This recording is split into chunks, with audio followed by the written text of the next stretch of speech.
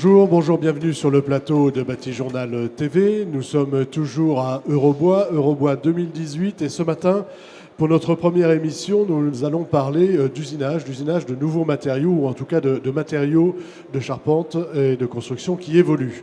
Avec moi, Christophe Gramont. Christophe Gramont, bonjour. Bonjour. Vous êtes directeur commercial de Cosilva. Oui. Est-ce que vous pouvez nous dire qui est Cosilva, ce que vous faites ? Alors en deux mots, Cosilva, on est une entreprise de fabrication de lamellés collés. On travaille essentiellement avec des professionnels à qui on essaie d'apporter un service complet de fourniture de matériaux lamellés collés, ainsi que la taille, la finition, prête à la pose, livrée sur chantier. En face de vous, Émeric Ledoux, bonjour. Bonjour. Vous êtes chargé d'affaires chez Lignatech. Lignatech, une petite carte d'identité, fiche d'identité. Donc on est Lignatech KLH, on est fabricant de panneaux contre-collés, donc les fameux CLT. CLT ou panneaux contre-collés. Voilà, en français, vous préférez, vous. On va dire panneaux contre-collés. Donc fabricant autrichien, c'est ça ? Fabricant autrichien, mais sur le marché français. Mais sur le marché français, avec de beaux bâtiments qui sont sortis de terre dernièrement. Je vais tout de suite voir avec vous donc le panneau contre-collé ou le CLT. C'est quelque chose qu'on connaît maintenant, qu'on connaît bien. Comment évolue-t-il aujourd'hui ? Quelles sont les évolutions qui sont en cours sur le matériau en lui-même ? Alors, la particularité des panneaux CLT, c'est que dans la très grande majorité des cas, ils sont taillés en usine. C'est-à-dire que ce sont des panneaux qui vont être prêts à poser. Donc on a bien sûr le collage, la fabrication du panneau, mais après on a quand même un gros travail de taillage et de préparation de panneaux et livraison directement sur du chantier prêt à lever. Alors donc le taillage est au cœur du panneau de CLT. Aujourd'hui les panneaux, c'est quoi ? C'est des plus grands panneaux ? Qu'est-ce qu'on vous demande ? Vers où va la demande des architectes ?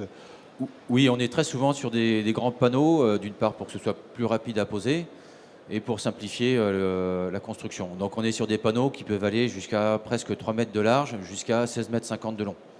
Et ça va avoir une influence sur la taille ? Oui, parce qu'il faudra s'équiper de robots de taille de grande dimension, et ce qui n'est pas forcément le cas chez les acteurs français. D'accord, donc on va revenir là-dessus, sur la manière de s'équiper et de voir comment on peut s'adapter justement à cette augmentation de la taille des panneaux. Sur le lamellé collé, quelles sont les évolutions que vous constatez sur le matériau ? Alors sur le matériau par lui-même, il n'y a pas forcément de grandes évolutions. Je parlerai surtout d'évolutions sur la technicité des bâtiments. Puisqu'aujourd'hui, sur les bâtiments, on voit de plus en plus de mixité de matériaux. On voit arriver les nouveaux produits avec les panneaux contre-collés. L'intérêt que l'on a, nous, en tant que fabricants de lamellés collés, c'est qu'on a des outils qui sont déjà dimensionnés et qui sont adaptés pour pouvoir travailler ces produits-là. On est équipé de commandes numériques qui nous permettent d'amener en complément une prestation d'usinage pour adapter une structure globale en lamellés collés avec des produits des fournisseurs partenaires qui peuvent nous fournir les produits et apporter ce service aux clients pour la réalisation finale. Alors, avant de parler de l'évolution de la construction et de voir ce que vous constatez de la complexité finalement que ça apporte à la taille, on va revenir sur les panneaux. Qu'est-ce que ça change ? Qu'est-ce qu'il faut ? Alors vous disiez il faut du numérique. Et jusqu'où ça va en fait le besoin pour tailler ces panneaux ? Alors il faudra bien sûr des nouvelles machines de taille adaptées au format des panneaux, et surtout il faudra des logiciels pour dessiner les fichiers de taille. C'est-à-dire qu'on va on va prendre plus de temps pour dessiner et moins de temps pour poser la charpente, les panneaux. On va aller plus loin dans le détail grâce à ces logiciels, plus loin dans la préparation du chantier en fait. Voilà, tout à fait. On va essayer de faire le maximum, voire 100% du taillage en machine. Donc ça veut dire qu'il faudra que les dessinateurs récoltent l'ensemble des informations pour qu'ils puissent finaliser les fichiers de taille. Là, on est dans une démarche, on va dire, qui est une démarche BIM un petit peu. J'imagine que tout ça va communiquer avec le fichier de l'architecte, avec le fichier de l'économiste. Comment ça fonctionne ? Comment ça se met dans le système BIM ? Alors effectivement, on est en plein dans le BIM. Et ce qui est un petit peu amusant, c'est qu'on s'est rendu compte que les charpentiers maintenant sont plus en avance sur le BIM, parce que c'est pas toujours facile de récupérer un fichier de base informatique qui normalement devrait être disponible, mais ce n'est pas toujours le cas. Donc finalement, les charpentiers sont presque mieux équipés et ont du mal aujourd'hui à récupérer les informations auprès de leurs interlocuteurs. Voilà, ça commence, mais les charpentiers, enfin, on a des logiciels et des compétences qui sont déjà prêts. L'évolution de la taille passe obligatoirement par ça? Alors, l'évolution, on remarque une prestation de taille qui est de plus en plus compliquée. C'est-à-dire qu'on a parlé de complexité de bâtiments, donc des bâtiments à étages, par exemple. On va parler de séisme, on va reprendre des efforts plus importants à calculer, et donc il faudra faire des usinages plus compliqués. Et ces usinages plus compliqués imposent de s'adapter. Allons-y sur cette complexité de la construction. Qu'est-ce que vous constatez en termes de complexité, et puis qu'est-ce que ça implique, vous, dans votre manière de travailler, de l'approche de la taille, en fait? En fait, aujourd'hui, je pense que la technicité des bâtiments nous demande de plus en plus de précision, de finesse dans nos assemblages, qui s'associe justement avec l'outil informatique qui nous permet d'aller un peu plus loin dans la technicité des assemblages, des matériaux aussi, puisqu'aujourd'hui on voit des systèmes d'assemblage qui n'existaient pas il y a quelques années encore. Et tout ça nous demande de plus en plus de précision, de rigueur. Alors je dirais heureusement, malheureusement, ça fait partie d'une évolution, mais la machine remplace de plus en plus la main de l'homme et reste encore quand même beaucoup plus précise et régulière dans les types d'usinage qui nous sont demandés aujourd'hui. Il y a beaucoup plus de répétitivité, il y a beaucoup plus de précision. Voilà, c'est de la précision, de la répétitivité qui vous impose finalement d'en passer plus par la commande numérique, par la digitalisation, on va dire. Complètement. Alors ça, c'est sur l'effet, j'allais dire, principal de la taille, parce qu'on va un tout petit peu plus loin. Moi, j'insiste toujours sur cette notion-là, et je ne voudrais pas non plus qu'on écarte de tout ça nos pères, ceux qui encore, moi je fais partie d'une génération où j'ai connu les gens encore qui taillaient à la main sur des épures au sol. Et derrière la machine, il faut encore que des hommes interviennent pour amener après, alors là c'est sur une notion de qualité, des petites reprises de finition pour nous permettre de livrer un produit qui soit parfait ou partiellement parfait. On n'élimine pas encore l'homme de l'atelier. Non, j'insiste là-dessus. On n'élimine pas l'homme de l'atelier.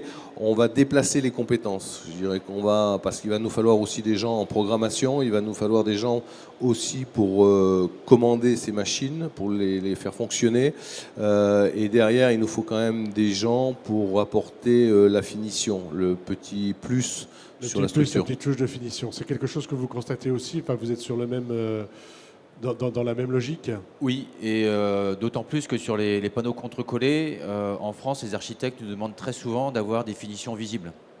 Donc il faut mettre l'accent sur la qualité du taillage. Du taillage. On aime avoir le panneau contre-collé à l'intérieur. Voilà, qui reste, ou un plafond, qui reste visible. Voit, oui. Voilà, très souvent. Donc il faut avoir un taillage très précis, sans éclat.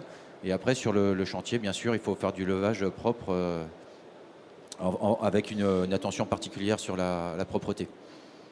Ça, c'est quelque chose qui est assez transcendant, c'est qu'on est à la base sur des matériaux qui ont des vocations mécaniques.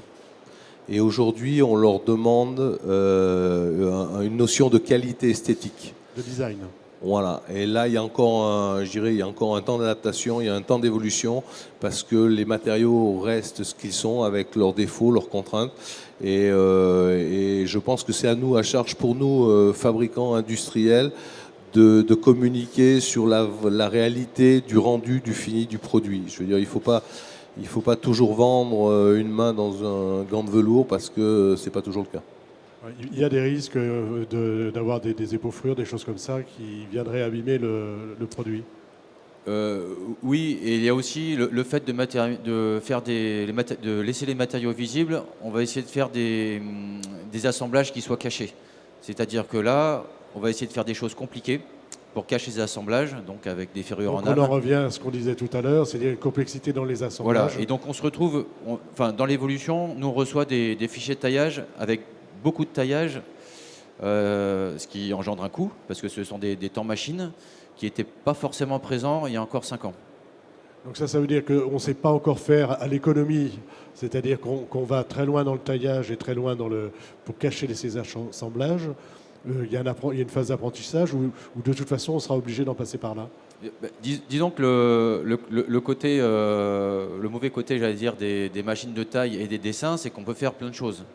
Mais faut rester quand même dans une certaine simplicité pour éviter les erreurs et pour que les gars qui posent aussi soient pas perdus avec des assemblages qui soient très complexes, alors qu'on aurait pu imaginer quelque chose de simple. On a une notion aussi aujourd'hui dans la construction qu'il ne faut surtout pas écarter, c'est la rapidité avec laquelle on construit. On a trop souvent tendance à oublier que chaque bâtiment est un prototype. Moi, j'essaie de le rappeler souvent aux acteurs, aux interlocuteurs que j'ai quand on est sur des notions de délai. Chaque élément, chaque bâtiment est un prototype. Et si je me compare à l'automobile, aujourd'hui, nous, fabricants, on réalise des prototypes, c'est souvent ma phrase, on réalise des prototypes en 3 ou 4 semaines. Alors qu'une voiture qui est un produit de série, on s'autorise de l'attendre sur plusieurs mois. Donc c'est une vraie performance aussi, je pense, de l'ensemble de la profession. C'est pas aujourd'hui, tous les acteurs de la construction bois ont cette capacité-là, et c'est vrai que nos centres d'usinage nous permettent aussi de rentrer dans cette logique. Voilà. Donc une grosse évolution, hein, à la fois dans les modes constructifs, une évolution peut-être moins grande dans les produits parce qu'ils existent, mais ils prennent des grandes dimensions. Qu'y a-t-il d'autre à dire? Quelles sont les autres influences sur la taille de ces deux évolutions?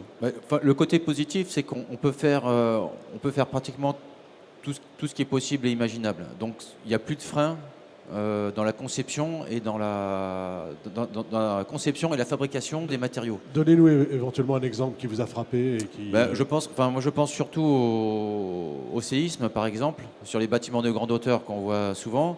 Il faut bien reprendre ses efforts, les ancrer, et ça passe par du taillage, des assemblages spécifiques qu'on ne pourrait pas forcément faire à la main. Voilà, donc tous ces nouveaux outils et ces contraintes, parce qu'on prend de la hauteur, imposent de tailler différemment en fait. Ça engendre plus d'usinage. C'est quelque chose que vous constatez aussi? Oui, tout à fait. Moi, je dirais même que la précision de l'usinage aujourd'hui nous permet d'augmenter les capacités du matériau. Aujourd'hui, on arrive à faire des usinages pratiquement sans jeu, je pense à certains types d'assemblages qui nous permettent d'aller un peu plus loin dans le système constructif et d'augmenter la capacité de nos produits. Un exemple qui vous viendrait à l'esprit? Je vais penser à aujourd'hui des assemblages en AM avec des vis autoforeuses sur des joints de transport. C'est des choses où auparavant on avait peut-être du mal. Alors il y avait d'autres systèmes mais qui étaient soit plus coûteux, soit plus contraignants, et on avait du mal par exemple à réaliser ce genre de choses. Alors ça va imposer des investissements, de nouveaux investissements. Les entreprises, elles sont prêtes à le supporter? Ou alors est-ce que ça va faire monter le coût de production? Oui et non, parce que moi, dans notre cas personnel, les investissements, on les a fait il y a très longtemps. Aujourd'hui, on est en train de renouveler une partie de notre parc machine pour justement avoir encore un peu plus de capacité et être encore un peu plus réactif et performant sur les produits, et puis suivre aussi l'évolution, je dirais, des machines, parce que les machines que l'on a ne cessent d'évoluer, donc il faut en profiter et être au goût du jour. Être au goût du jour sur les machines. Pareil pour vous, est-ce qu'on constate une augmentation des coûts avec ces taillages un peu plus complexes? Oui, forcément. Le prix du taillage, c'est du temps machine. C'est-à-dire plus la machine va passer de temps à usiner, plus ça va coûter cher. Mais en même temps, il ne faut pas oublier que ça permet de faire des nouveaux bâtiments qu'on n'aurait peut-être pas pu faire avant. Donc ça permet d'augmenter les possibilités des panneaux CLT par exemple, ou du lamellé-collé. Allez-y, ce sera le mot de la fin. On a une notion aussi, je dirais qu'on déplace un peu. Moi, on travaille beaucoup en partenariat, on a des vrais partenariats avec nos clients. Et aujourd'hui, quand on analyse le marché, on déplace aussi les coûts, parce qu'on fait de plus en plus de taille et de plus en plus d'assemblage, ce qui permet à nos clients d'être beaucoup plus compétitifs sur le levage de leur bâtiment et sur la globalité, le résultat du chantier, d'avoir une performance meilleure. Voilà, la taille va prendre une part, mais ça va permettre d'aller un peu plus vite sur le chantier. Ou même si le coût, un peu plus fini. Voilà, de façon isolée, le coût est un peu plus important, on le rentabilise largement sur une prestation annexe complémentaire. Messieurs, merci d'être venus sur le plateau de Bâti Journal de TV. Une émission à retrouver sur notre site internet, Batijournal TV, et sur le site de nos deux partenaires, Eurobois 2018 et France Bois Forêt. Merci à vous d'être venus jusque-là. Merci. À bientôt.